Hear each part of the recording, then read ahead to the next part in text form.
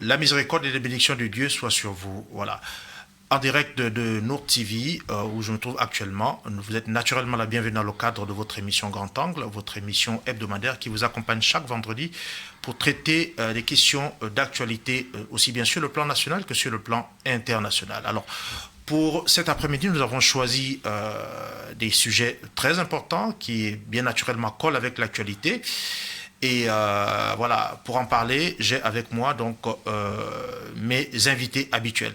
Donc, dans un premier temps, nous allons aborder la question relative toujours au budget, donc pour faire ressortir le pan social donc du budget 2026 qui a été donc promulgué lors de la dernière loi de finances, donc 2026. Et dans un second temps, nous allons parler donc de l'actualité internationale, notamment le sujet en rapport avec le kidnapping du président vénézuélien ou la fin du droit international. Voilà, donc comme je disais, pour en parler, comme à chaque fois, j'ai mes deux consultants permanents, Monsieur Obian, Nestor, bonjour. Bonjour. J'espère que vous allez bien. C'est toujours avec un plaisir renouvelé que je me retrouve sur ce beau plateau. Un plaisir partagé, rassurez-vous, Monsieur Obian. Pour discuter et débattre avec vous des problèmes d'intérêt national et international. Très bien, c'est parfait. Alors, et avec nous, bien sûr, Monsieur Perivat Ngomo. Bonsoir. Ou plutôt Otep, dirais-je. Oui, Otep. Otep signifie paix, un peu comme les juifs qui disent shalom. Et les musulmans disent salam. Exactement, c'est la paix.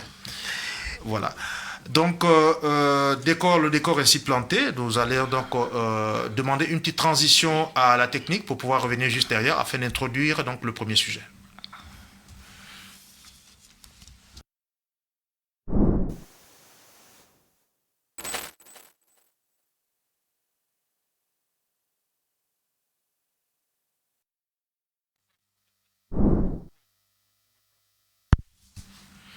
Voilà, donc marqué donc par la volonté affichée des plus hautes autorités du pays, donc de relever le niveau de vie des populations, donc sous l'impulsion donc du président de la République, chef de l'État et chef du gouvernement, son Excellence Brice Clotaire Oligui Nguema.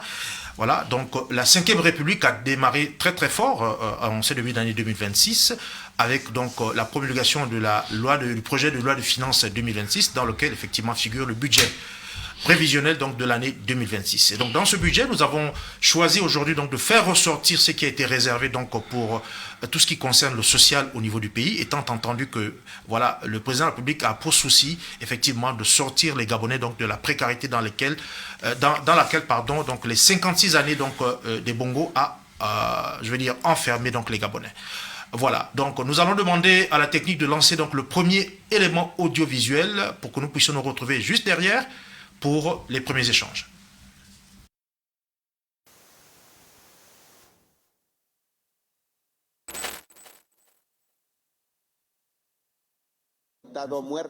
Il est l'un des premiers à réagir à l'annonce de la capture de Nicolás Maduro, Gustavo Petro, le président. L'État doit veiller à la répartition des richesses et assurer une plus grande équité sociale et économique. Dans cet élan, le chef de l'État gabonais, lors du dernier Conseil des ministres, a exprimé sa volonté de faire de cette responsabilité une réalité concrète sous l'ère de la Ve République. Le chef de l'État a appelé à une reprise. Les opportunités de travail et bien d'autres, telles sont les attentes décrites par les populations. Je dirais que il faudrait que l'État puisse encore créer des emplois. Franchement, selon moi, je pense que si le président va réaliser ce qu'il a donné comme déjà, les répartitions de notre richesse, s'il peut penser à la jeunesse aussi comme nous, que chaque fin de mois on peut avoir quelque chose, je ne sais pas comment il peut la répartir cette richesse-là. Je suis entrepreneur dans le BTP. Ouais. Qu'on nous donne des marchés. Les Gabonais ont envie de travailler, les Gabonais ont envie de construire leur pays. Tout ce qu'on attend, c'est qu'on nous ouvre les portes. Pourtant, le modèle est perpétuellement remis en cause. Entre le sentiment de trop d'impôts pour les uns et celui de services publics dégradés pour les autres, le consensus s'effrite. Comment partager équitablement les richesses sans décourager l'investissement? La question reste entière.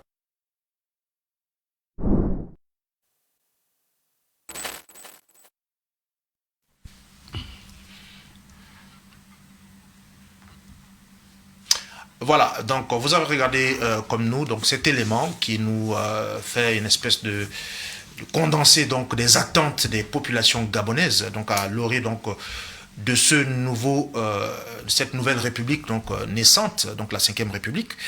Alors, on va parler donc du pan social donc, de ce budget 2026. Déjà, Monsieur Nestor Obiang, est-ce que vous pouvez déjà essayer de nous définir un peu ce qu'on entend par social ici? Eh bien, avant de vous donner une définition lapidaire du mot social, parce qu'il comporte beaucoup d'éléments en lui, il aurait été bon de faire un répertoire de tous les éléments qui concourent, n'est-ce pas, à la compréhension du mot problèmes sociaux. Mais avant de faire cela, je voudrais d'abord, comme d'habitude, appeler l'attention de nos gouvernants et de nos dirigeants, en leur disant que nous ne sommes pas contre le travail ou les feuilles de route que le président de la République a confié à chacun d'entre eux.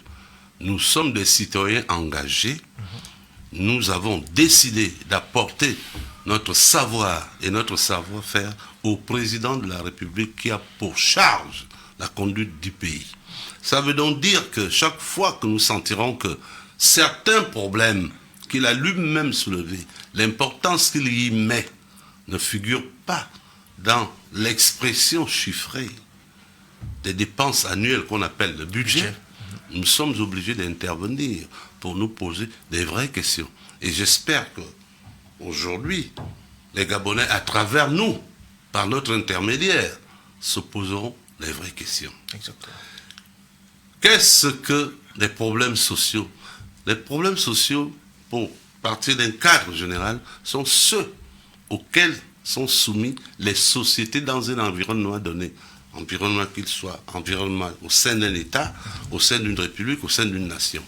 Étant entendu que les problèmes sont les mêmes un peu partout. Ces problèmes-là relèvent de quoi? Relèvent de l'école, de la santé, du logement, de la proximité des services publics de base, du pouvoir d'achat. Du pouvoir d'achat, le palais de la ménagère qui doit quand même pouvoir nourrir les populations et d'autres problèmes sous-jacents. Maintenant, il y a des problèmes d'ordre sociaux qui demandent à être compris dans le cadre des interventions de l'État, soit dans la création des entreprises, soit dans la création des emplois, soit dans la passation des marchés qui visent à donner aux Gabonais, n'est-ce pas, la possibilité d'intervenir dans la construction du pays. Parce que très souvent, les problèmes d'ordre sociaux, les gens ne les voient qu'à travers l'action immédiate en leur faveur, mais en oubliant que donner un emploi à quelqu'un, c'est de lui permettre de participer au tissu économique, de pouvoir faire de l'épargne et de pouvoir se réaliser, peut-être construire une maison, envisager l'avenir, envoyer ses enfants à l'école, pouvoir les soigner hors assistance, la clame GS et autres. Donc vous voyez, il y a là une convergence d'actions qui sont posées et qui ne relèvent pas simplement de la vision qu'ont les populations de ce qu'on appelle les problèmes sociaux, donc à satisfaction immédiate, comme les revendications d'ordre syndical, qui ne visent qu'à l'augmentation des salaires, à tel ou tel avantage, mais sans toutefois comprendre qu'un État vit en respectant un certain nombre de règles. Et ces règles doivent être une méthode applicable à partir de laquelle chacun peut se retrouver.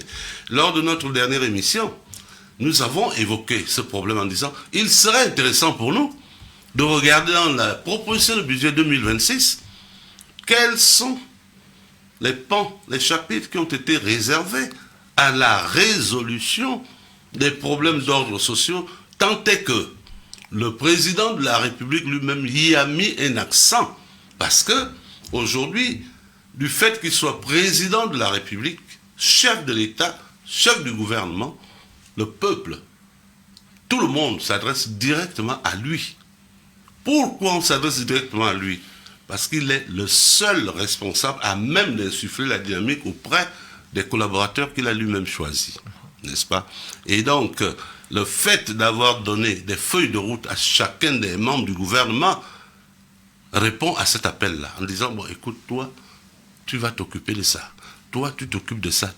Tous les 3 mois, je vous évalue et je verrai si vous m'avez bien compris, parce que ces attentes-là, ça fait longtemps qu'elles sont exprimées et qu'on n'en a pas tenu compte. Et donc, nous avons voulu vérifier si au niveau du budget 2026, les attentes exprimées par les populations seront prises en compte. Je dois déjà dire, malheureusement, ceux qui ont eu la charge d'élaborer le budget 2026 n'ont pas tenu compte de cela. Et donc, ils mettent le président de la République en porte-à-faux avec la population qui l'a plébiscité. Nous avons ici relevé tout ce qui concerne le plan social. Mais regardez, c'est en un bout de papier. Hein. En un seul bout de papier. Alors que les attentes sont énormes. Alors que les attentes sont énormes et nombreuses. Et donc, c'est ce qui nous a fait dire, bon, puisque le budget, tel qu'il est présenté, a supprimé un certain nombre de pans sociaux, il faudrait regarder maintenant la répartition qui sera faite au niveau de chaque département ministériel pour voir à l'intérieur de cette répartition comment les ministères principalement concernés, notamment l'éducation, l'enseignement supérieur, la santé, les affaires sociales, et l'habitat, le logement, etc. Le logement vont prendre en compte ces préoccupations d'ordre social parce que la feuille de route leur a été donnée par leur chef, le chef de l'État, le chef du gouvernement. Donc, quand nous regardons le budget 2026, il n'y a pas grand-chose qui a été réservé pour résoudre ces problèmes-là.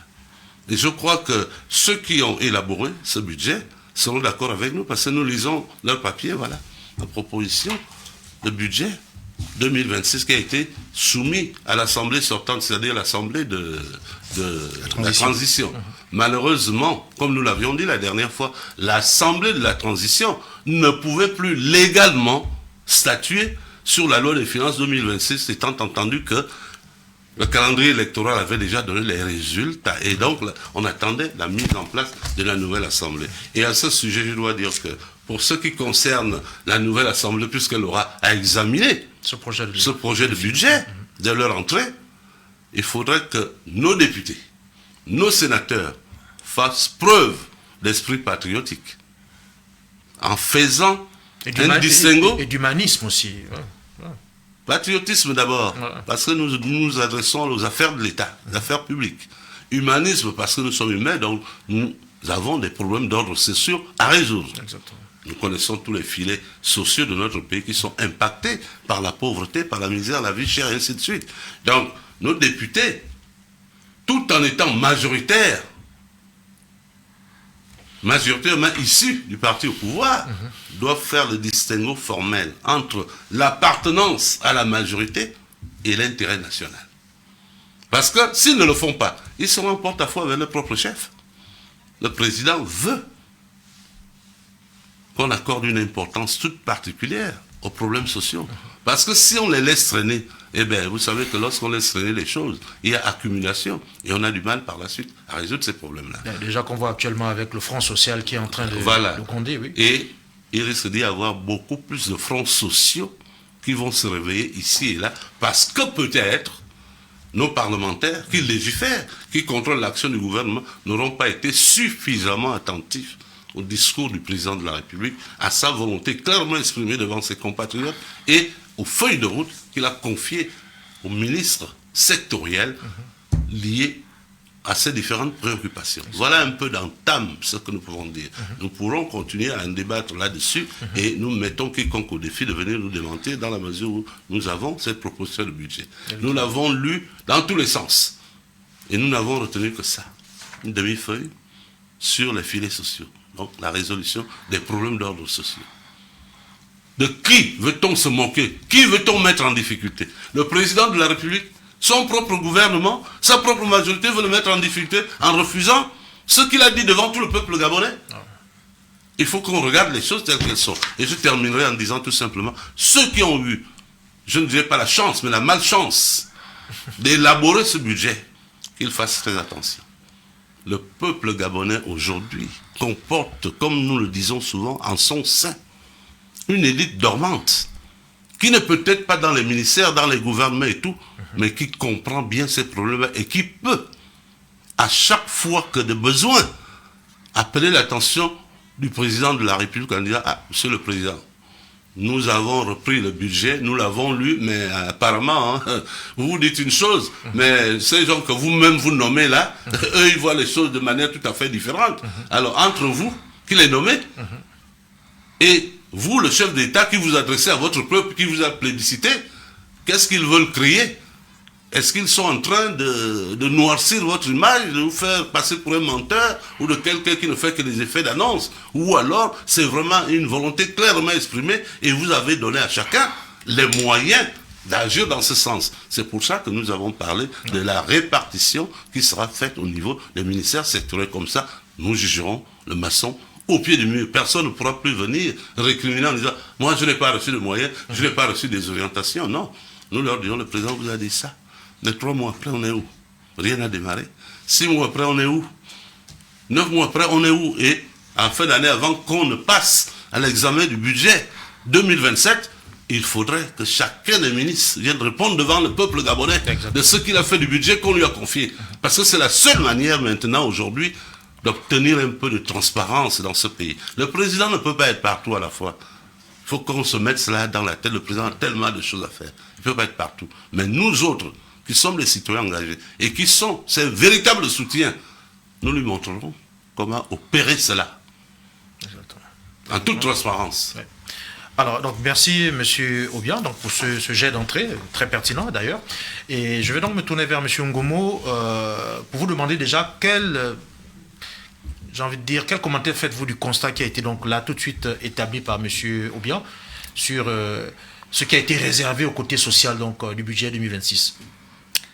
Mais il a fait un constat très pertinent dans la mesure où il a fait une lecture lucide de la loi de finances que nous avons décortiquée. Et donc, il a constaté manifestement une régression du volet social en 2026 par rapport au budget qui avait été exécuté en 2025. On aura l'occasion de revenir sur les détails.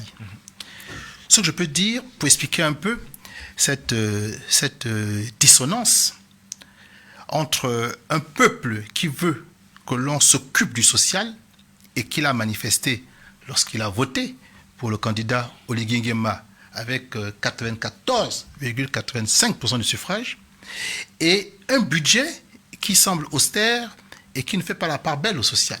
Il y a manifestement une dissonance. Pourquoi? Et peut-être parce que, comme il a dit, le Parlement de la transition n'était pas l'institution la plus indiquée pour engager l'avenir du Gabon pour ce qui est d'exercice 2026. Il était partant. On devait attendre l'élection de la nouvelle Assemblée nationale qui se serait prononcée sur le budget proposé par le ministre de l'économie, par ailleurs sortant. Ça, c'est la première chose.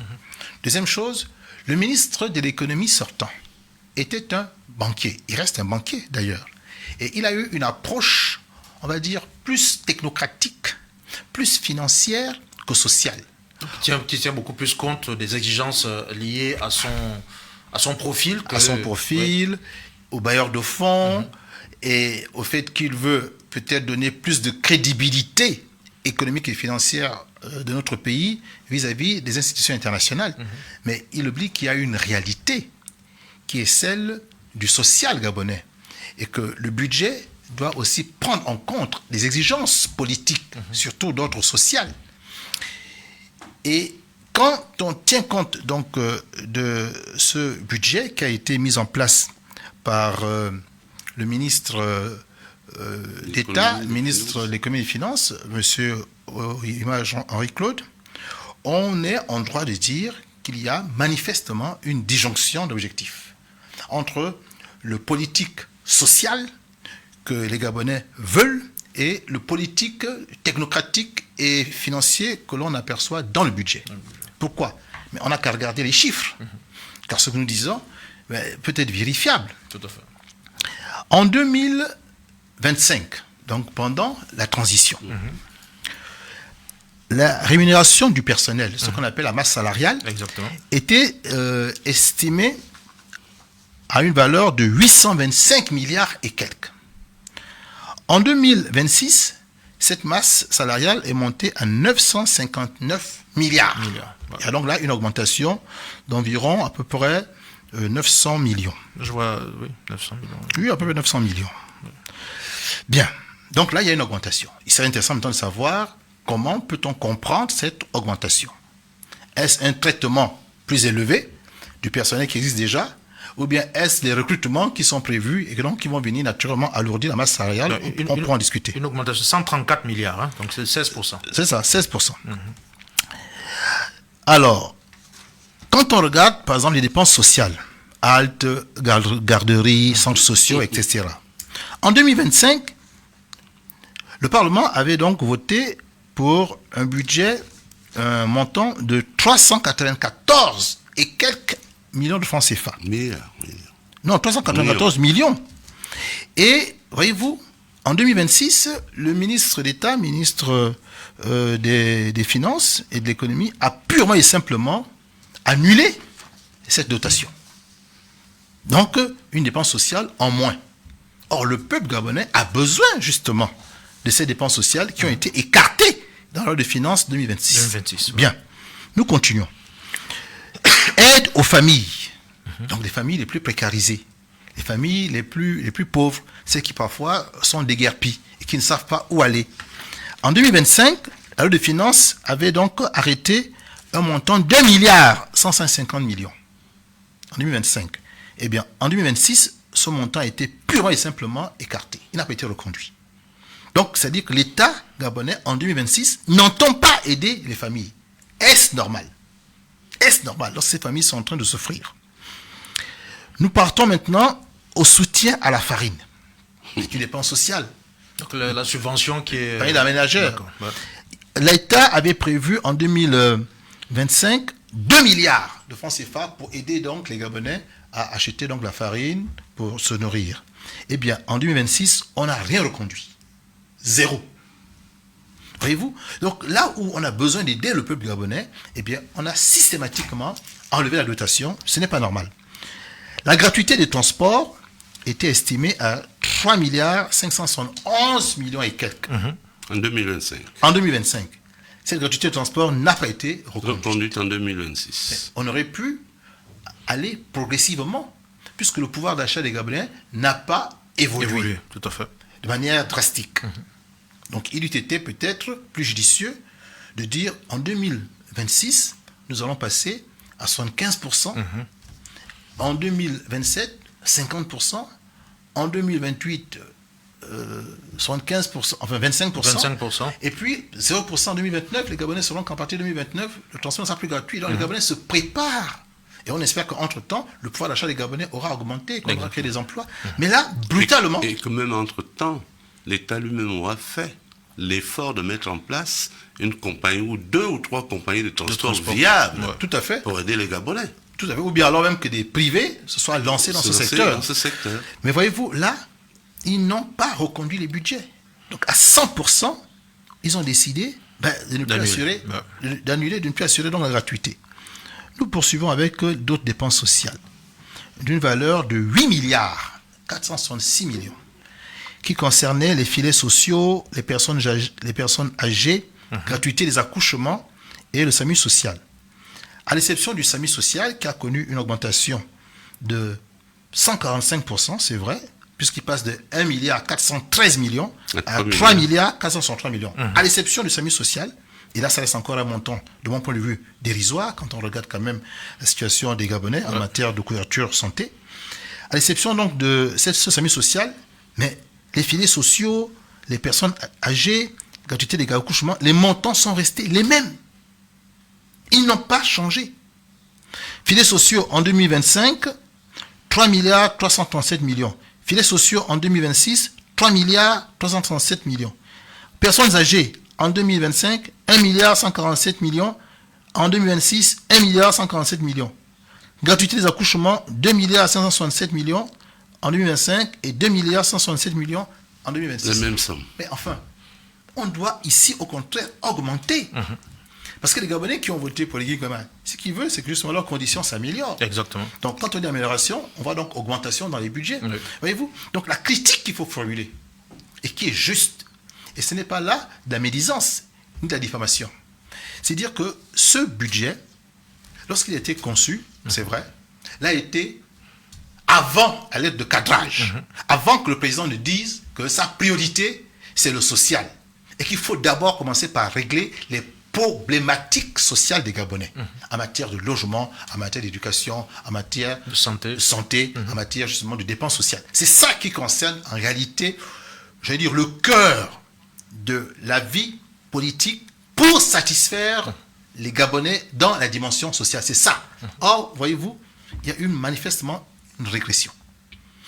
Moi, je pense que si le gouvernement de la République et si le Parlement veulent aller dans le sens voulu par le chef de l'État, sens qu'il a clairement défini dans sa lettre de cadrage, il faut revoir ce budget, surtout sur le plan social. D'autant que, quand vous regardez les dépenses de souveraineté, en 2025, nous n'avions pas un seul radis, pas un seul franc. Et en 2026, il est prévu 40 milliards 799 millions. Enfin, comment peut-on négliger autant le social et mettre autant d'argent dans des dépenses de souveraineté qui sont soit des dépenses politiques ou diplomatiques? Moi, je pense qu'il faut apporter une correction majeure en mettant l'accent sur le caractère social, en faisant en sorte que ce budget soit en conformité avec l'esprit de la lettre de cadrage que le chef de l'État a instruit à son gouvernement. Sinon, comme disait mon grand frère Nestor Obiang, nous sommes en train de sortir du cadre qui a été prévu, et ce n'est bon ni pour le président, ni surtout pour les Gabonais. Voilà ce que je peux donner comme élément de précision et qui appuie le discours beaucoup plus général de M. Nestor Obiang. Très bien. Alors, quelles sont selon vous les actions que le gouvernement peut mettre en place pour véritablement faire en sorte que le côté social soit relevé en conformité avec les attentes des populations gabonaises? Il faudrait, je pense, dans un premier temps, que le Parlement le gouvernement de la République essaie de revoir ce budget. Parce qu'il n'est pas conforme à l'aide de cadrage qui a été annoncé en fin d'année, alors que le budget avait été voté 2 ou 3 mois plus tôt. Donc, il faut maintenant pouvoir mettre en cohérence ces deux réalités. Et donc, le gouvernement doit peut-être essayer de regarder à nouveau ces lois de finances et voir comment est-ce que les aspects sociaux peuvent être pris en considération, avec plus de moyens à allouer aux différentes lignes qui, pour la plupart, sont soit dérisoires, soit inexistantes. Voilà le travail que doit faire, de mon point de vue, le gouvernement pour caler à la vision prévue dans la lettre de cadrage. Ensuite, demander au Parlement de voter cette loi de finances. Le Parlement qui vient d'être mis en place et qui, lui, en réalité, a cette mission, plus que le Parlement de transition qui était finissant. Et puis, pour terminer, il faudra que dans les différents départements ministériels, il y ait un travail beaucoup plus rigoureux qui soit fait, des études. Parce que quand on dit qu'il faut aider les Gabonais, encore faut-il qu'on ait un recensement des Gabonais qui sont précarisés et des familles qui sont dans le besoin véritablement. On n'a pas ces chiffres. Comment va-t-on aider des sociétés, d'accord, qui vivent dans la précarité si on n'a pas les statistiques concernant ces sociétés? Il faut faire ce travail. Il faut aussi qu'on essaie de voir au niveau du logement, quels sont les Gabonais qui ont du mal à se loger? Quels sont ceux qui sont prêts à construire une maison mais qui n'ont pas de parcelle? Il y a un travail qu'il faut réaliser. Au sein de chaque département ministériel, il y a des statistiques dont on a besoin pour pouvoir calibrer la décision et donc avoir le budget conséquent pour cela. Sinon, on pilote à vue. On travaille à la louche. Et ce n'est pas ça qu'on attend du gouvernement. C'est pareil. Si ce travail de statistiques, ce travail d'études, pour bien connaître le réel est fait, eh bien, on saura quel est le dosage qu'il faut véritablement apporter. Mais pour l'instant, ce travail n'est pas fait. Et ces chiffres sont donnés par rapport à ce qui s'est passé l'année dernière. Mais les choses ont changé entre-temps. Il faut peut-être qu'il y ait cette réactualisation. Et donc, nous pensons que des études doivent être menées pour que nous ayons une idée très précise des besoins dans les différents aspects sociaux. Et dès l'instant où on a des besoins qui sont précis, eh bien, nous pouvons donc apporter des solutions budgétaires. C'est la démarche, je pense, que le gouvernement devrait avoir. Très bien, très bien. Alors, Monsieur Obiang, qu'est-ce que vous pouvez ajouter par rapport à ça? Toujours dans toujours dans les, n'est-ce pas, l'apport de solutions aux problèmes sociaux. Il faut dire que 2 organes essentiels de l'État sont concernés, plus haut niveau. Il y a d'abord le gouvernement, qui, ici, il est composé de gens qui comprennent bien comment fonctionne la République, et je l'espère. Ils savent que la rentrée parlementaire aura lieu en mars. Ils ont donc 3 mois pour revoir cette copie, la rendre conforme, n'est-ce pas, à la lettre de cadrage. Parce qu'il faut qu'il y ait une harmonisation. Le président a une vision. Cette vision, voilà comment elle est traduite au niveau de la loi des finances. Parce que, en prenant en compte les problèmes d'ordre sociaux, on devra trouver une sorte d'harmonisation, pour ne pas dire de volonté exprimée à travers les chiffres qui seront alloués, n'est-ce pas, à cette problématique-là. La deuxième chose, c'est que le Parlement contrôle l'action du gouvernement. Et pour contrôler l'action du gouvernement, justement, il faut savoir quelle méthodologie a utilisé le gouvernement, quelle approche a eu le gouvernement pour leur présenter ce budget. Or, nous venons de démontrer que, concernant les problèmes d'ordre sociaux, eh bien, ceux qui ont eu la malchance, pour moi, d'élaborer ce budget, n'en ont pas tenu compte. Et nous avons expliqué pourquoi. C'est quelqu'un qui sort du privé et habitué à faire du bénéfice. Lui, il ne regarde que les choses sur le plan de l'apport substantiel. Il ne les regarde pas en termes de politique publique. Parce que, bien qu'étant sous les ordres du président de la République, chef de l'État, j'ai l'impression que ce monsieur n'avait pas compris qu'il ne gérait plus une banque, mais qu'il était rentré de plein fouet comme argentier, trésorier, pour résoudre des problèmes de politique publique au sein desquels il y a une forte demande sociale. Est-ce que là, j'ai envie de faire une petite digression, M. Obiang, si vous me permettez. Est-ce que c'est pas cette, j'ai envie de dire, cette dichotomie-là qui pourrait expliquer le fait qu'il ne soit plus, qu'il n'ait pas été reconduit dans ses fonctions? Bon, je préfère, moi, répondre en vous disant que le président dispose d'un pouvoir discrétionnaire, et c'est donc lui qui est le seul capable de vous répondre, pour ne pas rentrer dans des détails sulfureux. Mais nous observons que ce monsieur n'a pas pris le temps de se rendre compte que tous les Gabonais ne sont pas des milliardaires comme lui, de se rendre compte que tous les Gabonais ne sont pas riches comme lui, et que certains éprouvent des difficultés. D'énormes difficultés. D'énormes difficultés. Ouais. Mais ces Gabonais ont concouru à la votation du président de la République. Ouais. Que ces Gabonais sont des citoyens au même titre que lui. Si lui, il mange du caviar tous les jours, tous les Gabonais ne mangent pas du caviar tous les jours. Et donc, si le président de la République lui-même se lève pour dire non, les Gabonais souffrent, j'ai envie de les sortir de la précarité, je fais une lettre de cadre que j'adresse à tout le monde pour que nous ayons une même lecture, les mêmes termes de référence, mais avec une évaluation séquentielle.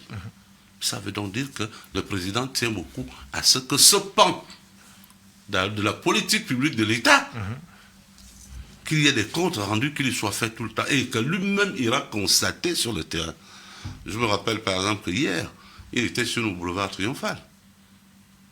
Il était venu... l'inauguration de la CDC. Voilà. La caisse de... Après ça, il est parti, je crois, sur la route, visiter une ferme, là.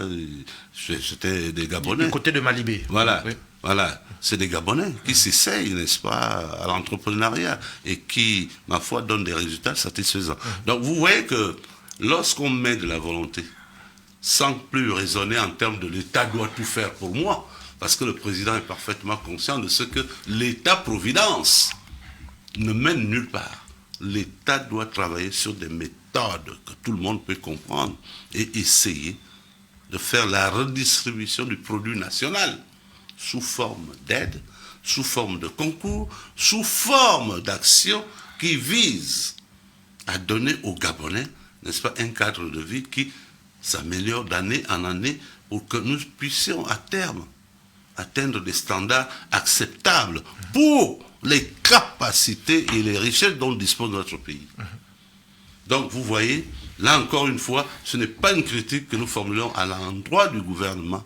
C'est simplement leur dire, vous voyez, nous avons fait une lecture et nous nous sommes rendus compte que vous avez omis tellement de choses qui vont à l'encontre de de la volonté exprimée par votre propre chef. Ce n'est pas normal. C'est lui qui vous nomme. Ne l'oubliez pas. Et c'est lui qui donne les instructions. Si vous n'êtes pas capable d'obéir à ces instructions, mais dites de lui en face, à dire, bon, monsieur le président, moi j'estime que l'instruction que vous me donnez là, je ne peux pas l'appliquer. Parce que voilà comment moi je vois les choses. Et ça se discute. Vous avez des cadres pour ça. Conseil interministériel, conseil des ministres, et ensuite vous pouvez revenir autour du président de la République et dire, bon, monsieur le président, nous sommes venus vous voir parce que le plan social, nous estimons que c'est très lourd par rapport à ce que nous avons à faire. Il y a la dette, il y a telle ou telle chose. Est-ce que vous nous permettez d'apporter des réaménagements pour à la fois satisfaire ce plan social et satisfaire les autres priorités? Je crois que c'est faisable. C'est ce que nous sommes nous en train de faire. Nous sommes pour le gouvernement, mais pourquoi le gouvernement lui-même n'arrive pas à le faire? Et les parlementaires, je venais de dire qu'il faudrait qu'ils fassent un distinguo formel entre le fait d'appartenir au parti majoritaire et le fait de traiter des politiques publiques d'intérêt national.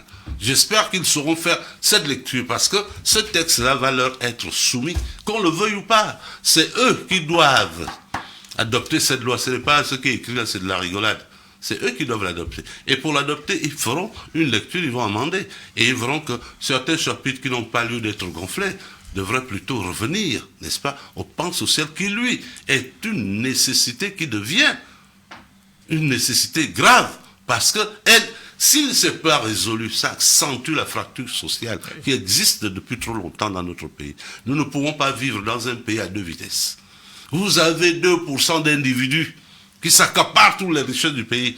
98% sont dans les teignoirs. Et on fait tout, d'année en année, pour les mettre dans l'obscurantisme abyssal.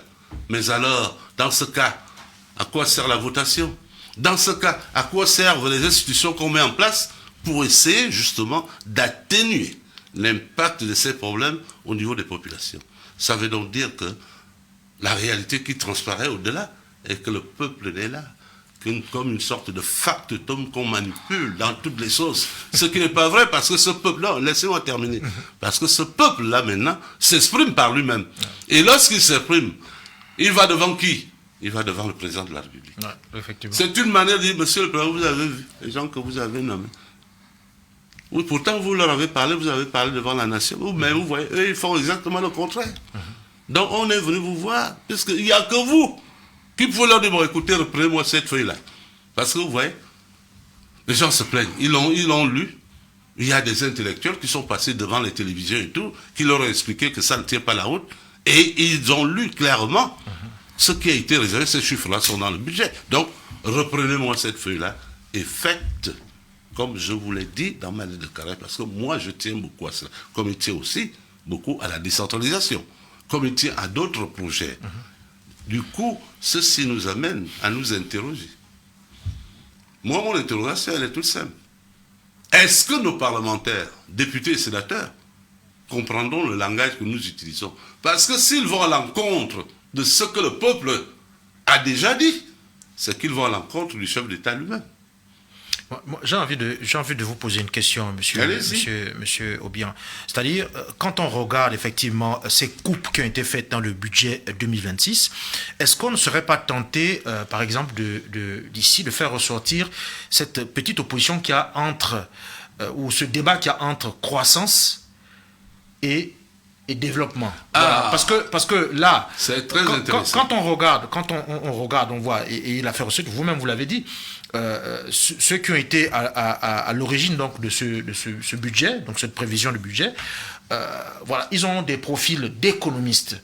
Est-ce que eux, ils n'ont pas, c'est de financiers. Oui, est-ce qu'ils n'ont pas priorisé plutôt d'abord l'aspect croissance pour qu'ensuite les bénéfices de cette croissance puissent être redistribués à l'ensemble donc du pays, donc pour que les populations puissent en bénéficier? C'est une question très importante et même très intéressante dans la mesure où elle va nous permettre d'apporter une réponse claire aux uns et aux autres.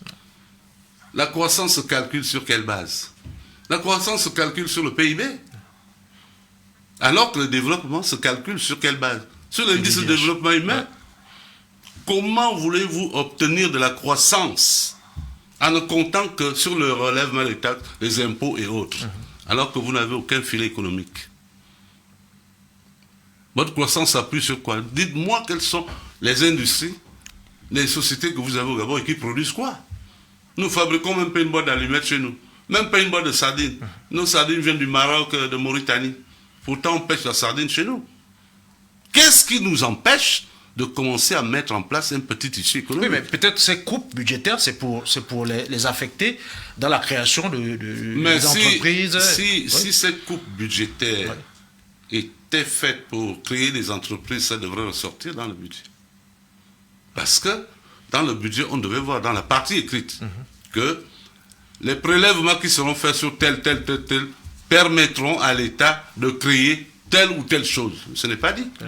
Moi, je ne peux pas parler de ce qui n'est pas dit. Exactement. Mais je dis, la croissance, on l'acquiert de quelle manière? Sur le plan économique, j'aimerais qu'un économiste vienne me démentir.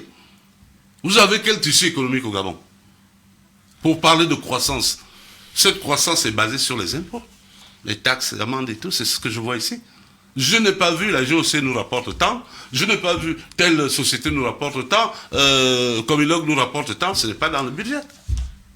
Donc, n'ayant pas de tissu économique, vous ne pouvez pas demander à tout un peuple de ne faire que des efforts de leur naissance à leur mort. Alors que nous avons les moyens de mettre en place un tissu économique. Et M. Boukassa me rappelle la présentation des vœux à feu le président Omar Bongo en 2007. Lorsqu'il a répondu au gouvernement, à son propre gouvernement, en disant, mais je constate pour le déplorer que tout ce que nous avons mis en place comme tissu économique de notre pays a été bradé par les recommandations du FMI et de la Banque mondiale. Ouais. C'est le même FMI et la Banque mondiale qui, lorsque j'éprouve des difficultés avec mes populations ici, font semblant de ne rien voir. Mais lorsqu'il y aura des problèmes, ils seront les premiers à prendre des sanctions contre moi. Sorti du président Bongo, je résume. Ouais, nous sommes en 2026, le même problème ressurgit. Et quels sont ces gens qui ont eu l'outrecuidance d'aller proposer ce budget-là, n'est-ce pas, au président de la République? Les gens que lui-même a nommés, qu'il a choisis, soit pour leurs compétences, soit pour leur renommée, soit pour d'autres raisons que moi je ne maîtrise pas, étant entendu qu'il dispose du pouvoir discrétionnaire, ça veut dire qu'il peut faire certaines choses sans avoir à nous expliquer pour les affaires. Mais nous nous rendons compte que, même si ça relève du pouvoir discrétionnaire du président, mais nous savons lire et écrire, monsieur. Et quand nous lisons, nous disons ce n'est pas normal ce qu'ils ont proposé au président. Heureusement que le président a eu la présence d'esprit de prendre une lettre de cadrage. Donc, maintenant nous allons voir dans la répartition qui sera faite à chaque ministère pour savoir quelles sont les missions réelles en harmonie avec la lettre de cadrage qui ont été confiées à chaque département. Donc, pas de dichotomie. Le PIB, c'est pour la croissance. L'indice de développement, c'est pour voir si vous avancez ou si vous reculez. Exactement. C'est tout. Tout à fait. Donc je crois que nos banquiers et nos financiers n'ont pas fait de confusion entre la croissance, qui n'est qu'un chiffre pour montrer que bon, tout marche bien, les entreprises fonctionnent bien, l'argent rentre, et le développement qui lui demande quoi? La mise en place des infrastructures, aménager les voiries, remettre en place l'eau, l'électricité sur l'ensemble du territoire. Par exemple, je suis très heureux de voir les travaux qui sont en train de se faire dans Kingele à Val pour augmenter la capacité électrique. Ouais.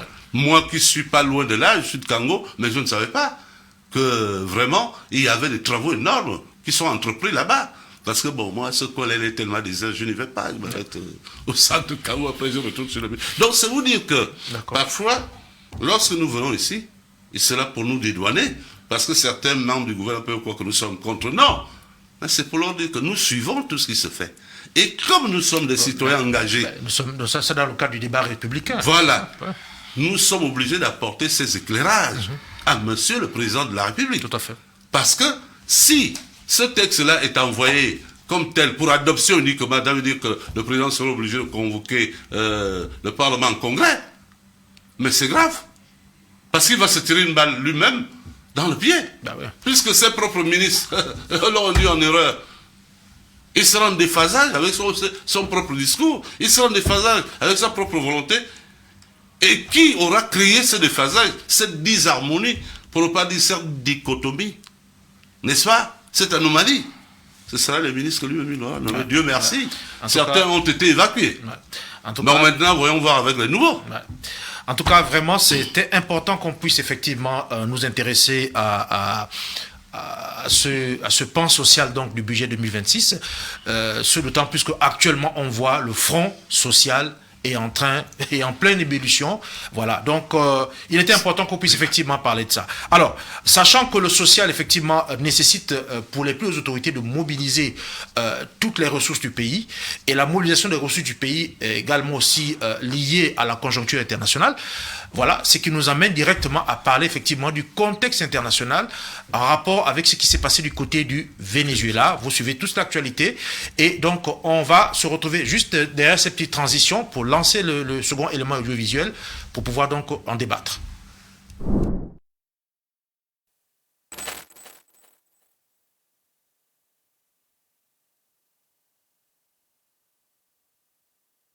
Colombien dénonce une très grave agression militaire contre son voisin et qualifie les actions de Washington d'atteinte à la souveraineté de l'Amérique latine.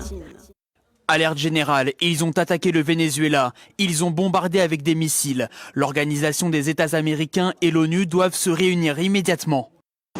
Gustavo Petro a ordonné le déploiement de militaires à la frontière avec le Venezuela. Le régime cubain, qui craint de subir à son tour les foudres de Donald Trump, réagit vivement. À bas l'impérialisme. Cuba condamne et dénonce ces actions comme un acte de terrorisme d'État.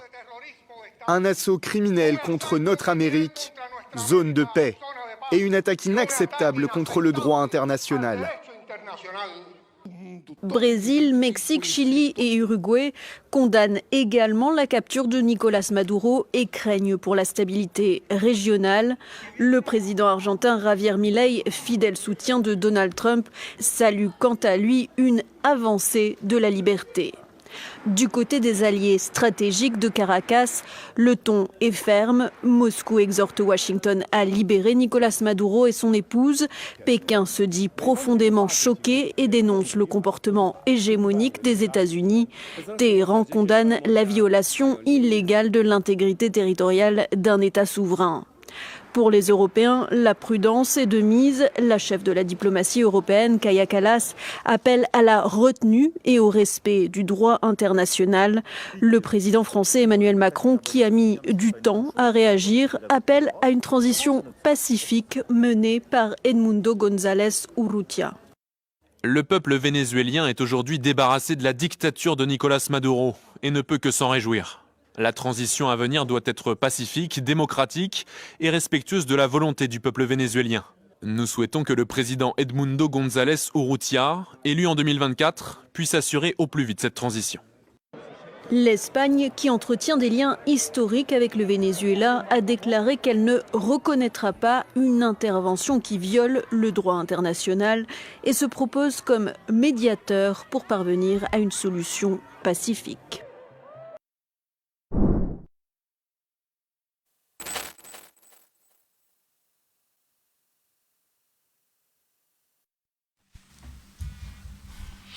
Voilà, donc on vient de voir cet élément audiovisuel. Voilà, on a vu les réactions donc à l'échelle internationale. Beaucoup de pays se sont donc indignés face à ce qu'ils qualifient de violation du droit international. Alors, Monsieur Ngoumou, un président de la République est kidnappé par l'armée d'une puissance extérieure. Qu'en est-il du droit international aujourd'hui? Est-ce qu'on peut dire que ce droit, il a encore droit de citer? Ou bien est-ce qu'il n'a jamais existé en réalité? Posez là une très bonne question. Et la crise vénézuélienne, justement, a permis de mettre en exergue des choses sur lesquelles il nous importe de parler. Et nous ne pouvons pas en parler si nous ne convoquons pas deux concepts fondamentaux qui, en la matière, comme vous le dites, ont été violés. Ces concepts fondamentaux, il faut pouvoir les expliquer d'un point de vue substantifique, c'est-à-dire au niveau de la définition, au niveau du principe. La quintessence. Voilà, au niveau de la quintessence. Et puis, d'un point de vue historique. Comment ces concepts sont venus à l'existence dans le temps. Et je crois que quand on aura compris la dimension à la fois principielle, donc définitionnelle, de ces concepts. Et ensuite, on aura vu comment est-ce que l'homme depuis l'Antiquité a essayé de mettre ça en œuvre. On pourra mieux saisir les enjeux qu'il y a derrière cette crise du Venezuela. Nous allons parler à la fois de l'état de droit, c'est un concept, et qui envoie la souveraineté d'un État, d'un pays, et nous parlerons du droit international. Exactement. S'agissant d'abord du point de vue, du point de vue de la définition. L'état de droit, il faut le comprendre comme une situation d'une puissance publique, d'un pouvoir étatique qui permet à ses citoyens de connaître leurs droits et leurs devoirs et d'entretenir des rapports de paix en s'appuyant sur la loi, et on rend justice quand il y a conflit par rapport à la loi. Et cet État n'agit pas avec violence sur ses citoyens, il s'assure de respecter lui aussi la loi, car l'État est soumis à la loi, comme les citoyens. Voilà pour ce qui est de l'état de droit. C'est un concept. Et puis, il y a le droit international. Le droit international, c'est en fait la situation où les États doivent vivre ensemble, de manière paisible, sans que la force ne soit le recours absolu ou le recours tout court. En fait, le droit international régit les rapports diplomatiques et politiques entre les différents États de la planète. Voilà les deux concepts. Maintenant, comment ces concepts font évoluer de manière historique? Lorsque l'on fait des recherches, on se rend compte que l'état de droit a existé dans tous les continents. Je voudrais, dans le cadre de cette émission, ne relever que 3. Le continent africain, le continent européen, ou plutôt la partie occidentale de l'Asie, qu'on appelle l'Europe, et puis la partie centrale et naturellement la partie orientale, où se trouve la Chine et puis la Russie. Ceux qui nous suivent doivent savoir que au 6e millénaire avant notre ère, à Kama, que les Grecs ont appelé Égypte, il existait déjà un état de droit. Puisque, grâce à l'écriture, on a pu mettre de manière très concrète, de manière très formelle, des règles de vie.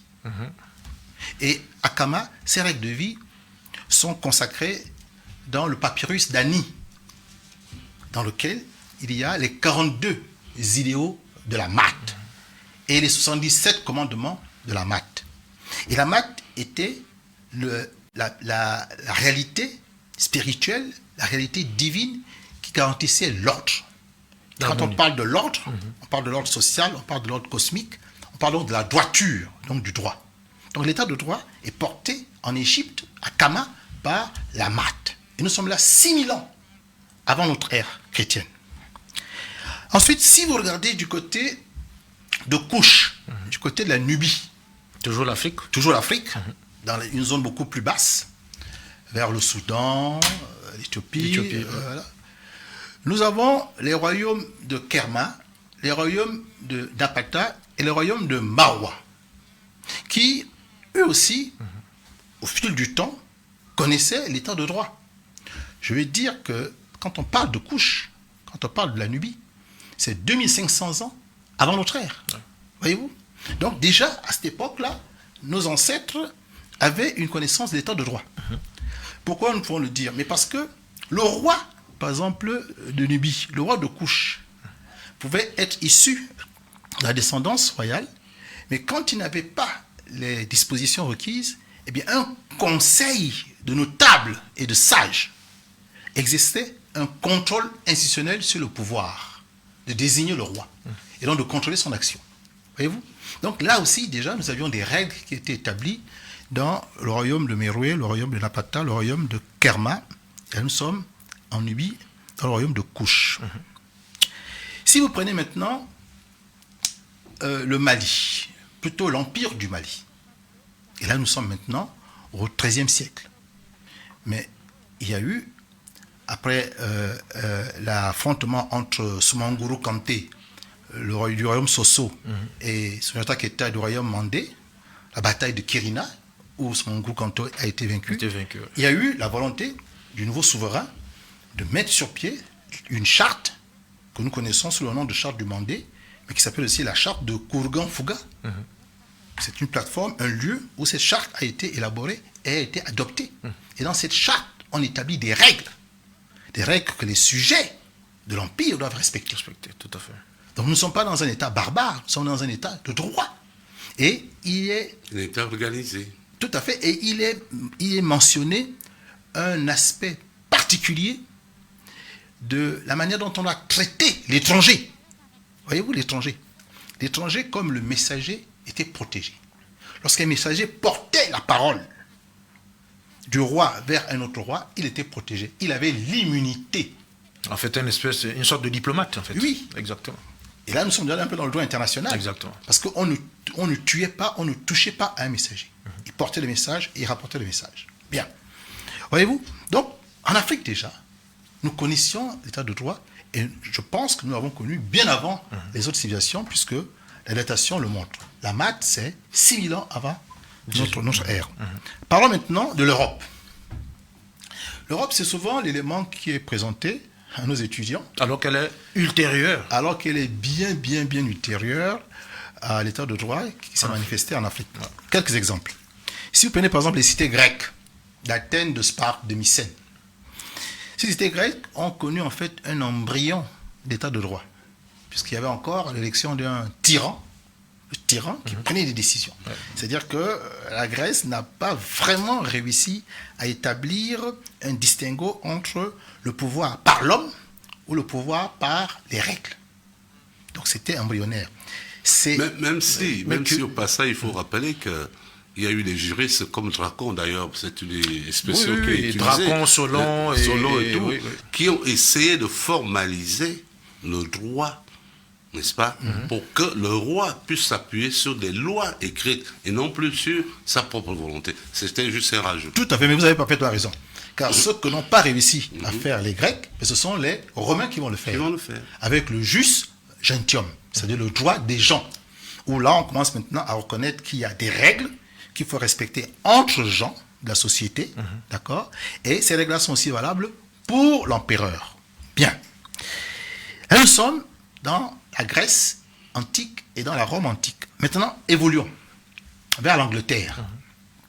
Il y a la Magna Carta qui a été établie en 1215, qui est en fait le rejet du pouvoir absolu et arbitraire du roi pour que ce dernier désormais se conforme aux règles qui sont établies. 1213, c'est-à-dire à peu près la même période que 1234, lorsqu'on a publié la charte de Kourgan-Fouga. Bien. Ensuite, toujours en Angleterre, il y a le Bill of Rights. Nous sommes là en 1689. Et là, le pouvoir royal, qui a déjà été contenu, est désormais soumis à l'autorité du Parlement. Et c'est une réforme qui a été apportée par Cromwell. Nous sommes là au XVIIe siècle. Olivier Cromwell. Exactement. Et puis enfin, il y a le Rule of Law, la règle de la loi. Et dans ce Rule of Law, dans ces règles de droit, il y a en fait trois grands principes. Il y a la suprématie de la loi désormais. Nous sommes sortis donc du monarque suprême, comme c'était le cas avec Louis XIV en France. Et en plus de la suprématie de la loi, il y a l'égalité de tous devant la loi. Et puis, il y a surtout que les droits individuels sont le fondement. Les droits individuels. Un individu, son droit, ses droits doivent être respectés. C'est ça le Rule of Law. Et là, nous sommes en Angleterre. Et voilà maintenant du côté de la France. La France, c'est ce qu'on nous apprend. La déclaration des droits de l'homme et du citoyen. Nous sommes là au XVIIIe siècle, 1781. Voyez-vous la différence avec l'Afrique. Avec l'Afrique, la charte de Kourgan-Fouga, c'est la charte demandée, c'est 1234, et la France, c'est 1789. Donc, il n'y a pas de raison qu'à chaque fois, on prenne pour référence des textes qui sont bien antérieurs bien postérieur, à ce qui se fait en Afrique. Nous avons fait. Bien. Il faut qu'on sorte un peu de ce complexe-là, c'est très important. Voilà pourquoi j'ai quand même tenu à rappeler cela. Et enfin, l'Allemagne, c'est même encore beaucoup plus récent. C'est le 19e siècle, avec ce qu'ils appellent le Rechtsstaat. Rechtsstaat. C'est-à-dire que la puissance de l'État est limitée par le droit. Donc ce n'est pas un État ultra puissant. Oui, voyez-vous, donc au niveau de l'Europe, il y a effectivement eu un cheminement s'agissant de la mise en place, de la consolidation de l'état de droit, mais ce cheminement est bien postérieur à celui de l'Afrique. Donc il n'y a pas de raison qu'à chaque fois, quand on parle d'état de droit, on veut toujours faire référence à des éléments qui sont finalement beaucoup plus récents du point de vue de l'histoire. Maintenant, regardons l'Asie, pour finir sur l'état de droit. Parce qu'après, il reste le droit international. Et après, on va rentrer dans la crise. Très bien. Au niveau de l'Asie, il y a la Mésopotamie, avec l'ancienne Babylone, qui est aujourd'hui l'actuel Irak. Exactement. Ouais. Voilà. Vous avez le code d'Hammurabi. Hammurabi, c'était un roi de Babylone. Nous sommes là en 1750 avant Jésus-Christ, donc au deuxième millénaire avant notre ère. Et ce code fait état d'un texte en 3 temps, en 3 structures. Il y a le prologue, il y a 282 lois et il y a l'épilogue. Et dans ce texte, il est question du droit pénal, du droit civil, du droit du travail et du droit commercial. Voyez-vous, ces peuples étaient bien avancés. Quoi qu'on en dise aujourd'hui. Et l'Irak aujourd'hui, comme vous voyez, qui a été bombardé parce qu'on estime qu'il y a pas assez de démocratie. La démocratie est censée s'appuyer sur l'état de droit. Exactement. Parlons de la Chine. La Chine, nous sommes là au 5e siècle et 3e siècle avant Jésus-Christ. Ouais. En Chine, en fait, il y avait 2 philosophies qui s'opposaient pour ce qui est de l'état de droit. Encore que eux, ils sont dans une approche différente. Il y avait ce qu'ils appellent le Li, et puis il y a ce qu'ils appellent le Fa. Le Li, c'est l'harmonie sociale, la philosophie de Confucius. Voyez-vous, la morale qui doit servir pour que l'homme respecte un ordre. D'accord ? Donc, la vertu et l'harmonie humaine suffisent sans qu'il y ait des règles écrites pour que l'ordre se fasse. Et on prend le souverain en exemple, parce que c'est lui qui est censé incarner donc la philosophie du Li. Et puis, en face, à côté, de manière opposite, il y a le Fa, lui qui impose des lois qui soient strictes et impersonnelles, et qui sont absolument soumises à toute personne, et les punitions sont valables pour tout le monde, sans exception. C'est ce qu'ils appellent le Fa. C'est sous la dynastie Qin qu'ils ont essayé de faire un hybride des 2 aspects. Ça fait l'hybride un peu de ces deux réalités. Finissons avec l'Inde. L'Inde considère que la source suprême du droit vient du Dharma. Le Dharma, c'est l'ordre social, l'ordre cosmique. Voilà. Et il y a donc des textes sacrés qui existent et qui réclament donc les différentes attitudes que doivent avoir les individus, les sujets en Inde pour se conformer donc au Dharma. Alors. Le Japon, lui, il a un système qu'on appelle le Ritsu Ryu, qui est en fait à la fois le code pénal, Ritsu, et administratif Ryo, qui lui est inspiré du monde chinois. Du modèle chinois. Voyez-vous, j'ai voulu faire cette petite démonstration historique sur la question de l'état de droit. On verra maintenant le droit international, pour faire comprendre à ceux qui nous suivent que dans la plupart des peuples, il y a eu au départ un état de fait, qui était une réalité de puissance et de force. Seule la force s'imposait et c'est la force qui décidait.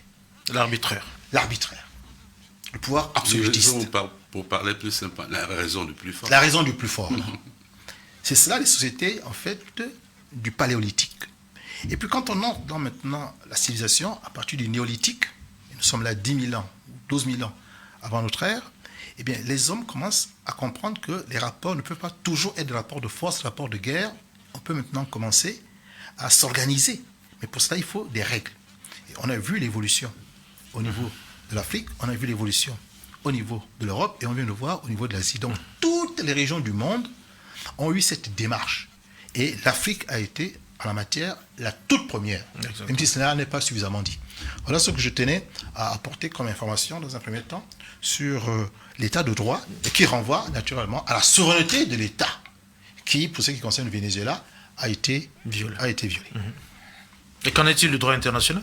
Alors, pardon, avant que tu ne prennes la parole, qui renvoie à la souveraineté des royaumes, ces royaumes qui sont devenus par la suite des États, et ces États qui doivent normalement, pour exister, reposer sur la loi et le droit.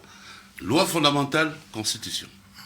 Différentes lois pour gérer les rapports entre les citoyens et l'État, et droit international pour gérer les rapports entre cet État-là et les autres États à travers des organisations internationales comme l'ONU, l'Union européenne, pour nous autres Africains, l'Union africaine, mais je préfère ne pas parler de l'Union africaine puisqu'elle ne nous sert à rien. Elle n'est jamais là, elle est absente sur tous les tableaux par rapport à ce qui se passe déjà chez nous en Afrique et par rapport à ce qui se passe à travers le monde, parce que, faut le dire de manière claire, l'Union africaine peut se prononcer. Nous avons beaucoup de pays africains, ont des relations diplomatiques avec le Venezuela. Pourquoi devrions-nous nous taire? Ils ne se sont pas prononcés, se sont contentés d'observer. L'Union européenne, c'est la prudence, mais pour une bonne raison. L'Union européenne vient de se réveiller d'un sommeil brutal. Ils n'ont jamais compris qu'au lendemain de la Deuxième Guerre mondiale, ils étaient devenus des sujets américains et que l'État américain les utilisait sans qu'ils le sachent. Toute l'organisation qui a été faite autour de la... Parce que c'est des choses essentielles à dire, autour de la reconstruction européenne. Mais les Américains avaient vu juste. Pour une fois, j'accepte un peu la vision de leurs penseurs. Prenons un 4-5, vous allez comprendre. Quand les Américains, les Chinois et autres acceptent que la France soit membre du Conseil de sécurité, pourquoi le font-ils? Quand ils acceptent que l'Angleterre soit membre du Conseil de sécurité, parce que c'était les deux pays qui avaient le plus vaste empire à travers la planète.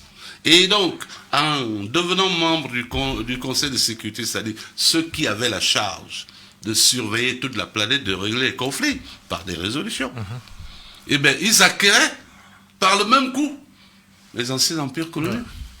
Et donc, en imposant leur monnaie, le dollar, comme monnaie universelle à travers laquelle tous les échanges internationaux devaient se faire, mais vous voyez combien de fois ils ont occupé l'espace mondial. Les anciennes colonies britanniques, les anciennes colonies françaises, les anciennes colonies portugaises, néo-hollandaises et espagnoles. Donc ça leur permettait, sans avoir à utiliser beaucoup de force, mais force intellectuelle, n'est-ce pas, d'occuper des espaces de terre où on n'aurait pas cru les retrouver. Je vous dirais par exemple qu'en matière de relations internationales, certains pays ont été achetés au franc symbolique. C'est le cas des Philippines. Les États-Unis ont acheté les Philippines. Beaucoup de gens ne le savent pas. Mais après, les Philippines ont marqué leur indépendance, mais ils sont toujours attachés. Parce que c'est d'abord une ancienne position espagnole. Vous avez le cas du Mexique, qui a failli être acheté par les Américains.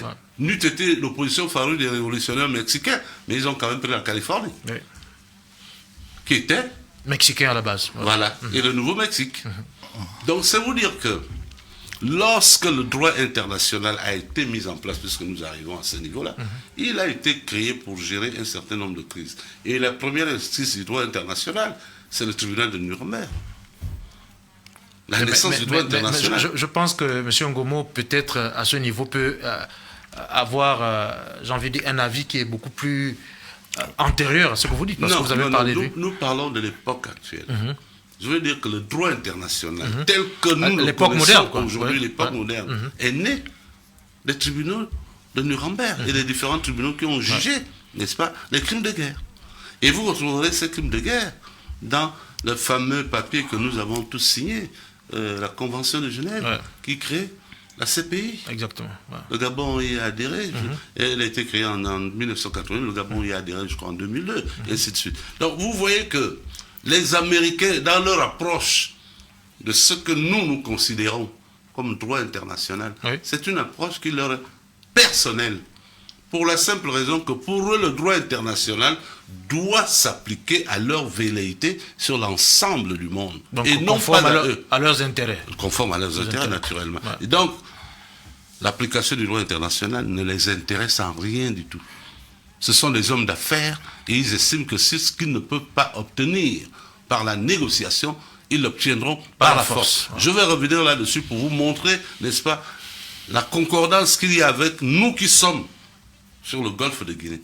Parce que nous avons déjà eu un avertissement avec le bombardement au Nigeria. Bon, je laisse Priva continuer pour ne pas l'interrompre trop longtemps. D'accord. On va revenir sur cet aspect qui est très important. Alors, M. Ngomo, s'agissant du droit international que M. Obiang avait déjà introduit. Je ne fais qu'une introduction. Voilà. Alors, qu'est-ce que vous aimeriez ajouter par rapport à ça? Il a fait une introduction conjoncturelle.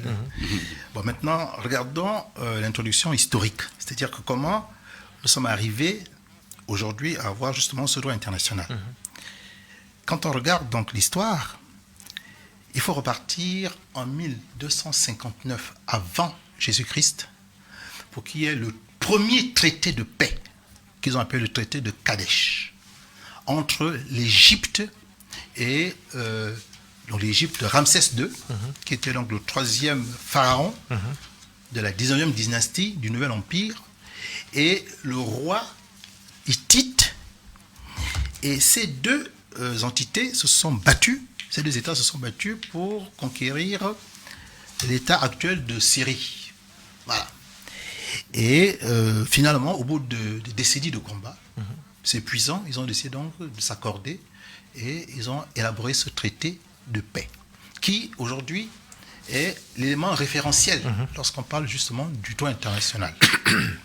Le traité de paix de Kadesh entre l'Égypte de Ramsès II et les Hittites qui sont dans la zone de la Phénicie. Ensuite, nous avons le traité de Samos. Le traité de Samos, c'est un traité qui a été établi en 22 ou 21 avant Jésus-Christ entre l'Empire romain qui menait sa conquête à l'intérieur du continent africain et le royaume de Couche. Royaume de Couche, à l'époque donc de Meroué. C'est-à-dire que Couche, c'est 3 temps, c'est Kerma, Napata et Meroué. Et donc Meroué, à l'époque, était sous la férule d'une reine qui s'appelle Amanirenas, une Candace. Amanirenas, c'était donc la reine de Couche qui a mené la guerre pour stopper l'arrivée donc des Romains dans la terre donc du Nubie. Donc, au niveau donc africain, il y a ces deux traités-là. Donc, on peut déjà ici relever une certaine antériorité à nouveau par rapport au reste du monde. À nouveau. Pour ce qui concerne le concept de droit international. Exactement. Parce que les dates sont précises et nous connaissons les souverains, ils ont existé. En Europe, souvent, lorsqu'on parle de droit international, la référence va au traité de Westphalie. Nous sommes là en 1648. Il y a eu la guerre des 30 ans, où les puissances occidentales se sont détruites les unes des autres, et finalement ils ont décidé d'arrêter. Et puis de reconnaître la souveraineté des différents États, leur égalité, et donc de mettre sur pied les principes fondamentaux du droit international. Nous sommes en 1648 de notre ère. Et je vais parler du traité de Kadesh, nous étions là en 1259, avant l'ère chrétienne. Vous voyez la différence. Donc plus de 1000 ans. Bien.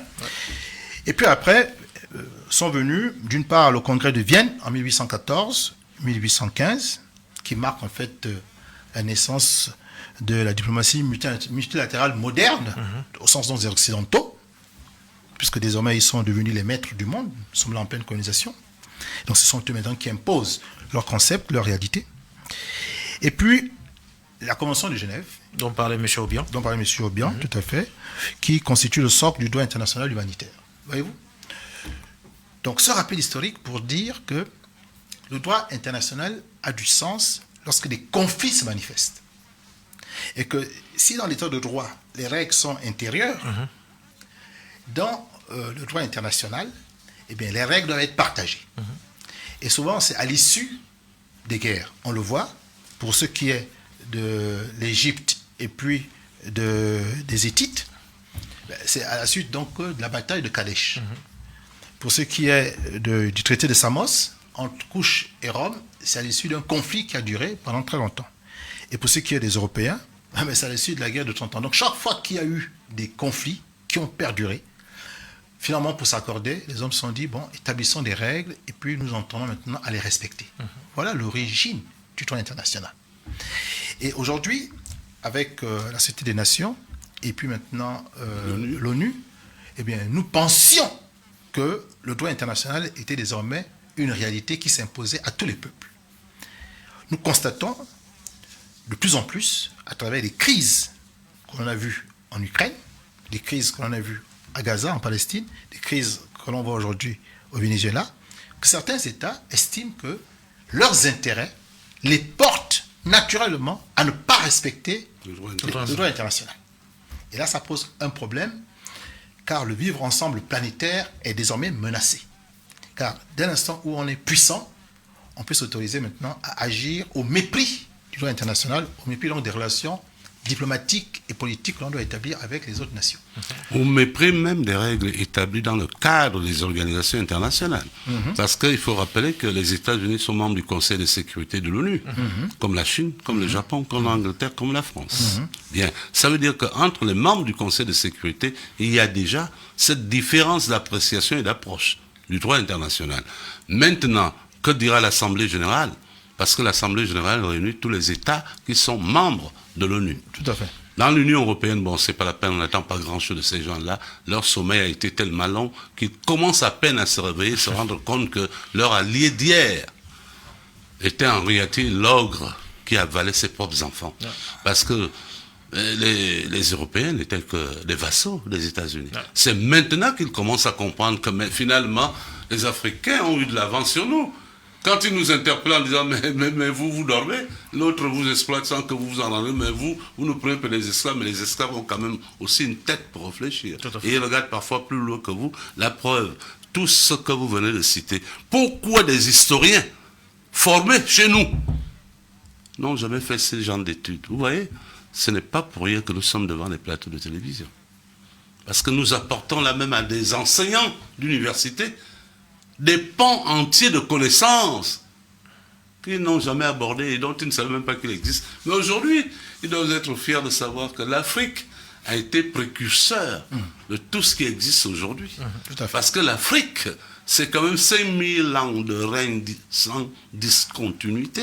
Et parmi ces 5000 ans de règne, l'Égypte était le centre du monde. Et c'est à partir de l'Égypte que ces Européens venaient apprendre les Macédoniens, les Athéniens et tout, les grands savants. Les Hébreux, ils étaient en Égypte. Ils vous racontent de la rigolade dans leurs écrits. Ils n'ont jamais été des esclaves. Joseph a été un prince en Égypte. Leur ancêtre, il a fait quoi? Il a pris sa propre femme qu'il a donnée à Pharaon. Mais après, pour effacer cette page de l'histoire, n'est-ce pas? On a dit qu'ils étaient en esclavage, c'est des histoires. Il a donné sa propre femme pour s'enrichir. Et tout le monde le sait. Même vous les musulmans, vous le savez, c'est écrit dans le Coran, moi je l'ai lu. D'accord, bon. Bien, c'est pour vous dire que lorsque nous parlons du droit international, nous prenons le cas du Venezuela. Nous voulons dire que les États-Unis prouvent aujourd'hui à la face du monde qu'ils n'ont jamais été d'accord avec ces notions, puisqu'ils ajustent ouvertement aux yeux de la planète, et personne ne trouve à redire. Oui, mais peut-être qu'avant, ils le faisaient sous couvert, de manière hypocrite. Avant, ils l'ont fait de manière hypocrite, parce qu'ils savaient sur quoi reposer. La CIA a fait des carnages à gauche et à droite, mais ils ont voulu camoufler quelque chose, c'est que chaque fois qu'ils ont fait des guerres hors de leur territoire, ils les ont jamais gagnées. Les petits talibans les ont tapés, et là, dernièrement, ils ont fui. Mais les Européens ont fermé les yeux là-dessus. Ils auraient dû, depuis la guerre du Vietnam, se poser des questions sur est-ce que notre allié là est fiable? Les Français, excusez-moi, monsieur Privat, De Gaulle avait dit l'ONU, ce machin-là, mais aujourd'hui, les Français devraient féliciter De Gaulle. Parce que lui, il avait une vision militaire de la chose. Quand il avait compris que les États-Unis voulaient vassaliser toute l'Europe. Ils avaient même, après la Deuxième Guerre mondiale, fabriqué de la monnaie française.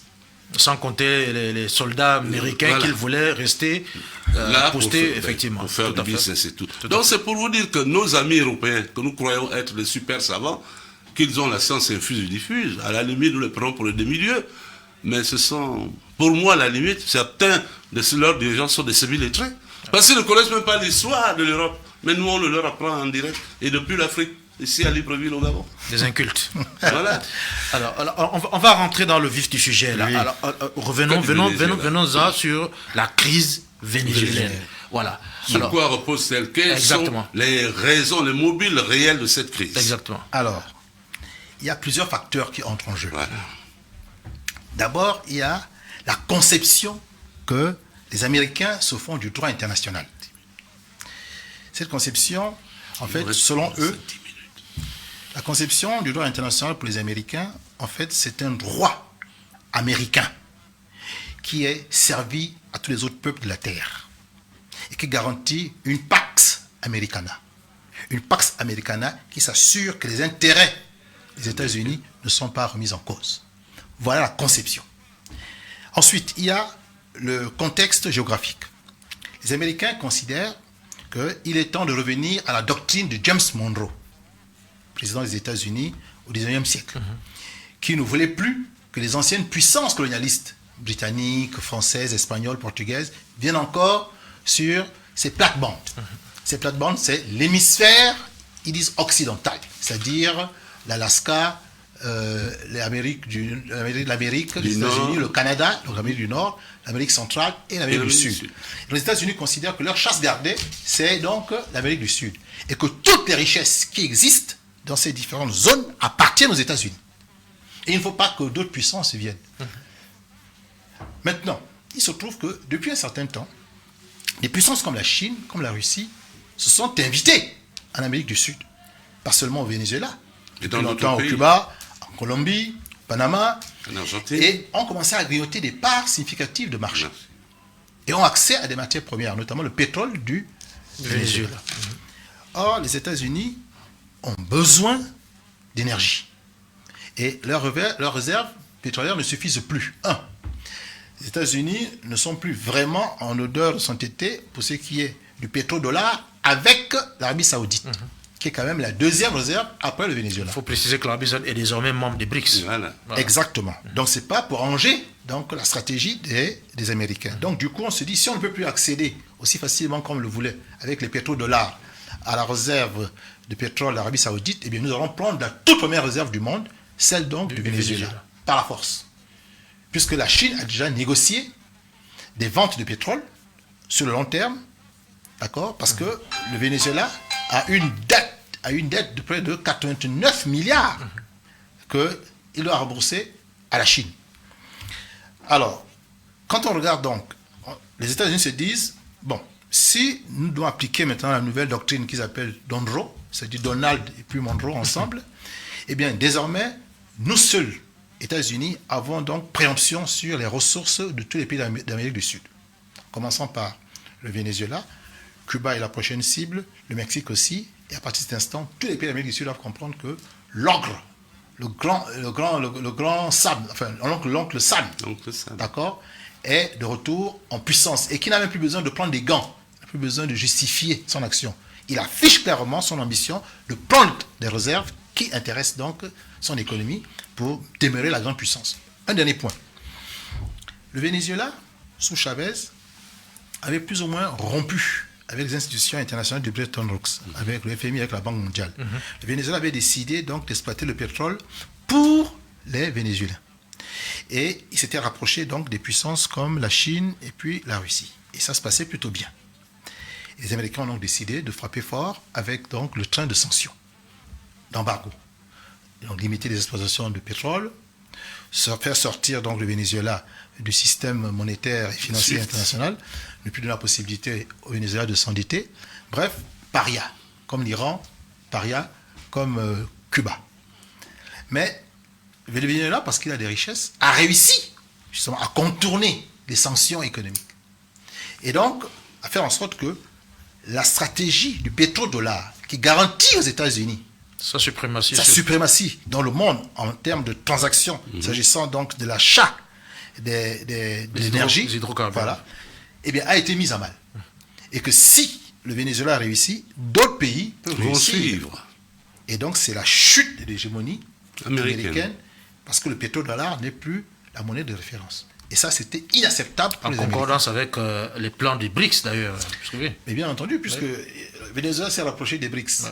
Donc, il est dans une stratégie BRICS, et les BRICS ont l'intention de rechercher un monde, pas qu'ils dominent, un monde multipolaire, où les États-Unis ont leur place. Avec un panel de monnaie pour les échanges internationaux. Voilà. Et je pense que c'est ce monde-là vers lequel aujourd'hui le monde veut avancer. Parce que les États-Unis ont montré que quand ils sont seuls à avoir la puissance, et on l'a vu depuis la chute du mur de Berlin jusqu'à aujourd'hui, les États-Unis font le désordre, font les guerres à U et à Dia. Et ça ne permet pas de garantir la sérénité dans une planète qui a cruellement besoin de droit international. Donc si nous voulons rétablir le droit international, il faut manifestement d'abord qu'il y ait la chute de l'Empire américain. C'est une condition préalable. Les Américains, de mon point de vue, et je finis là, sont dans une phase d'agonie impériale. Ils sont en train de vivre les soubresauts du dernier empire moderne, donc du 21e siècle, les Américains. Et la montée en puissance d'autres nations qui ont une approche différente du rapport de force et du rapport à l'état de droit, comme la Chine. Car la Chine, pour ce qui concerne les autres pays du monde, n'a procédé à aucune invasion. C'est vrai qu'elle veut avoir sa zone d'influence dans le Pacifique, dans les mers de Chine, notamment à Taïwan, mais la Chine n'a pas l'intention d'envahir l'Afrique, ni d'envahir l'Europe, ni d'envahir les États-Unis, ou bien l'Amérique du Sud. Ce n'est pas son ambition. Donc ce que nous voulons peut-être, c'est une puissance respectueuse qui veut qu'on tienne compte de sa zone d'influence et qui est prête donc à discuter avec toute autre puissance qui respecterait cela. Or, les États-Unis, manifestement, veulent qu'on respecte leur zone d'influence. Ils ne sont pas respectés les zones d'influence. Mais sont en train de vouloir titiller la Russie en faisant avancer les bases de l'OTAN jusqu'en Ukraine, sont présents au niveau de Taïwan et ne veulent pas que la Chine, qui fait la promotion des 2 États, une nation, d'accord, puisse maintenant finalement revendiquer le leadership de cette zone et ont autorité, même encore, veulent avoir l'autorité en Afrique, avec le golfe de Guinée, on est en train de le voir. Voyez-vous ? Donc une puissance qui finalement est en train de vouloir avoir ses tentacules partout et refuse que d'autres aussi s'expriment. C'est pas possible. C'est pas possible. Il nous faut aller vraiment vers un monde multipolaire et la condition sine qua non, de mon point de vue, c'est la chute, le déclin de l'empire états-unien. Oui. Je crois qu'il a assez bien résumé toute la situation et celle que nos diplomates devraient comprendre. C'est-à-dire que le cas du Venezuela repose sur ce qu'on appelle la force brute en face du droit international piétiné. Pourquoi je m'exprime ainsi? Les Américains n'ont jamais rien respecté. Rappelez-vous qu'à l'époque de la SDN, pourquoi le Japon est sorti de là? Pourquoi l'Allemagne est sortie de là? À peu près pour les mêmes raisons. Rappelez-vous. Ouais. Après la fameuse crise de 1929, crise économique et financière. Si vous me permettez, là, je vois, lors de la formation de la SDN, les Américains avaient pesé de tout leur poids, notamment à travers les 14 points du président Wilson, qui reconnaissaient le droit des peuples à disposer d'eux-mêmes. Mais curieusement, dans le même temps, les États-Unis sont allés envahir Haïti. C'est pour vous dire qu'ils n'ont jamais respecté ce qu'ils ont créé. Effectivement. Vous savez que tout ce qui existe là, tous les organes rattachés à l'ONU, par exemple, vous prenez la Cour pénale internationale, les Américains n'ont jamais ratifié.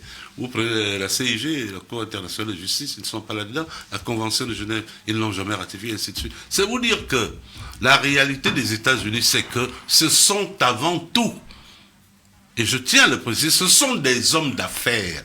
Et comme le business, c'est le business, il n'obéit à aucune loi. Il n'obéit qu'aux deals qui sont passés entre les co-contractants. Prenons le cas du Groenland, il a oublié de le citer tout à l'heure. Pourquoi les États-Unis veulent envahir un territoire qui appartient à un royaume, le royaume du Danemark? Mais pour les affaires. Il y a d'abord les affaires, parce qu'il y a des choses à exploiter là-bas, des terres rares, du pétrole et tout. Et ensuite, pour des raisons sécuritaires. Ouais. Parce qu'ils sont juste pas loin des Russes, par les chemins du Nord qui sont les plus courts quand on veut partir d'un continent à un autre. Donc du coup, ils sont en train de faire feu de tout bois parce qu'ils savent qu'ils sont menacés. Mais pour revenir en Afrique, pour qu'on nous montrions à nos téléspectateurs, ceux qui nous écoutent, la relation qu'il y a entre ce qui se passe au Venezuela et ce qui s'est passé au Nigeria. L'Amérique, quand ils bombardent le Nigeria, ils sont dans les eaux internationales du golfe de Guinée. Nous avons à plusieurs reprises appelé l'attention de nos dirigeants sur la mutualisation de nos efforts pour sécuriser cette zone-là. Vous avez appris il y a quelques jours, moins d'une semaine, des pirates ont attaqué un bateau de pêche gabonais. Alors que si nous opérions une surveillance mutuelle sur ces côtes-là, ces pirates-là ne nous auraient pas. Exactement. Bien. Nous avons montrer le danger qu'il y a pour certains pays africains d'accepter des bases militaires étrangères sur leur sol. parce que c'est de la soumission volontaire. Exactement. Les seuls qui ont eu le courage de faire partir ces bases, c'est les pays de l'AES. Burkina Faso, Niger et Mali. Mais regardez l'attitude des autres pays africains vis-à-vis de ces 3 pays de l'AES qui font pourtant des merveilles en termes d'organisation. Personne ne les suit. Ils ont un voisin à côté qui est là matin, midi et soir pour fomenter des sales coups avec les Français, le Bénin. Ouais. Ils ont un autre voisin qui maintenant est rentré dans la danse, c'est le Nigeria. Parce que, bon, nous savons pourquoi. Ils ont un autre voisin. Regardez bien sur le cadre de l'Afrique. Regardez, la Côte d'Ivoire. Voilà. Nous, les Africains, nous sommes toujours comme ça. Ouais. Hier, nous étions dans le mouvement des longues lignes avec Nasser, Nehru. Qu'est-ce qui nous a fait partir de là? Les relations bilatérales. Parce qu'on a totalement retourné nos dirigeants. Léon Barne est mort. Omar Bongo en est mort, puisque en 2009, il nous a dit, Dieu ne nous a pas dit de faire comme ça. Mais c'était pour regretter ce qu'il avait fait. Parce que pour moi qui n'étais pas dans ces affaires, ça ne me concernait pas.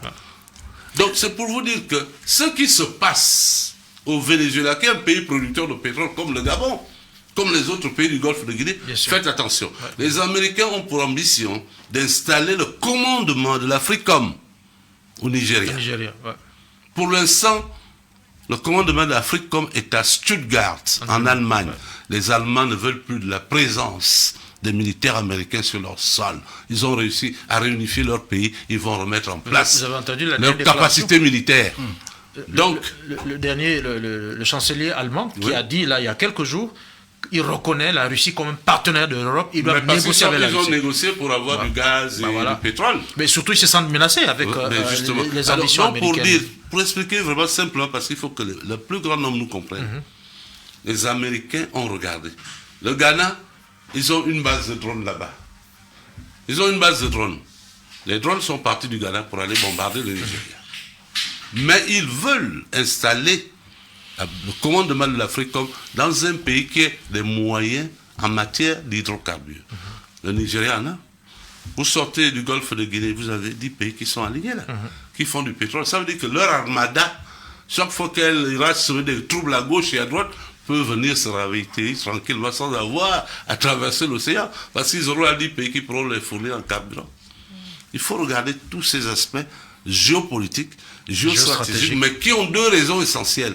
Des raisons économiques et des raisons sécuritaires. Donc à nous les Africains de faire attention quand nous négocions avec ces gens-là. Les Américains n'ont jamais été sérieux, ils ne le seront pas, seuls leurs intérêts comptent. Très bien. Alors, donc, on va donc s'arrêter là par rapport à cette thématique. Peut-être qu'on aura l'occasion de revenir dessus. Oh, il y a beaucoup de choses à dire. Comment l'actualité se développe sans cesse. Là, voilà. Il y a eu, il y a quelques jours, donc, le conflit avec les tensions avec l'Iran. Donc, on va peut-être revenir dessus. Les tensions avec le Mexique, qui a surpris Trump, parce que le Mexique réplique. Ouais. C'est maintenant le Mexique qui chasse les Américains de son territoire. En tout cas, veut dire que le Mexique tient à reprendre sa souveraineté, puisqu'il sait très bien que les visées américaines, c'est le lithium et les terres rares dont dispose le Mexique. Exactement. Exactement. Voilà. Donc, c'était là le mot de fin donc, de M. Obiang.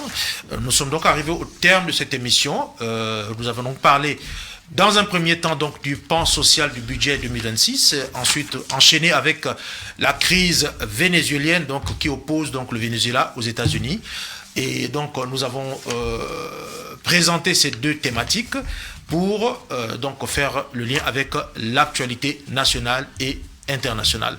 Donc pour notre part, nous vous disons donc merci donc de votre attention pour avoir suivi cette émission et nous vous donnons donc rendez-vous pour la semaine prochaine si Dieu le veut.